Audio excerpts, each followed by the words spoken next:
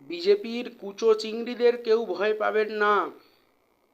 বিজেপির এই যে ছোট ছোট নতুন নবাগত সমর্থক, তারা মানুষকে হুমকি দিয়ে বেড়াচ্ছে, ভয় দেখিয়ে বেড়াচ্ছে, লোককে বলছে একে মেরে দেব, তাকে মেরে দেব, এদের কেউ ভয় পাবেন না। এদের ভয় পাওয়ার কোনো কারণ নেই। কারণ বিজেপি এখনও পশ্চিমবঙ্গে কোনো সংগঠিত শক্তি নয়।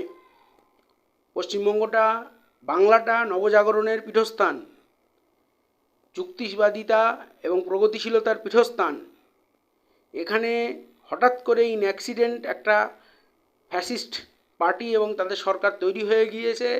তার সবচাইতে বড় কারণ বিগত সরকারের দুর্নীতি, অপশাসন এবং সন্ত্রাস। মানুষ বিগত সরকারকে হটাতে বিজেপিকে ভোট দিয়েছে। মানুষ মনে করেছে যে বামপন্থীরা এ রাজ্যে দীর্ঘদিন তারা শাসন ক্ষমতায় ছিল বা সরকারে ছিল, নতুন কাউকে একটু আনা দরকার, সেই অর্থে মানুষ এদেরকে নির্বাচিত করেছে। কিন্তু তার মানে এই নয় যে বিজেপি পশ্চিমবঙ্গে খুব সংগঠিত শক্তি, তাদের ভয় পেতে হবে। বিজেপির নেতারা ঠিক করে দেবে না কে ধর্মদ্রোহী আর কে ধর্মপ্রবণ। বিজেপির মুনাফার স্বর্গে বসবাসকারী আদানির ক্রনি পুঁজির যে দালালি, সেই দালালির চিন্তা ঠিক করে দেবে না পশ্চিমবঙ্গের মানুষ কোনটা নিয়ে প্রতিবাদ করবে, কোনটা নিয়ে প্রতিবাদ করবে না, পশ্চিমবঙ্গের মানুষ কোনটা খাবে, কোনটা খাবে না। BJP has no right to say on that. সারা ভারতবর্ষের অভিজ্ঞতাতে আমরা বিজেপিকে খুব ভালোভাবে চিনি, তাদের ফ্যাসিস্ট মনোভাবকে আমরা খুব ভালোভাবে চিনি, এবং গরিব হকারদের উপর তাদের এই যে অনভিপ্রেত অত্যাচার চলছে সেটাও আমরা লক্ষ্য রাখছি।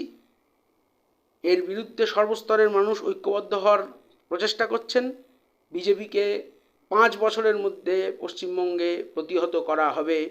তারা তৃণমূলের মতন করে যদি পশ্চিমবঙ্গে বাদরামি করার চেষ্টা করে, সমস্ত স্তরের ধর্মনিরপেক্ষ, প্রগতিশীল, বামপন্থী, গণতান্ত্রিক চেতনা সম্পন্ন অসাম্প্রদায়িক মানুষেরা, খেটে খাওয়া মানুষের ঐক্য করে বিজেপিকে প্রতিহত করা হবে।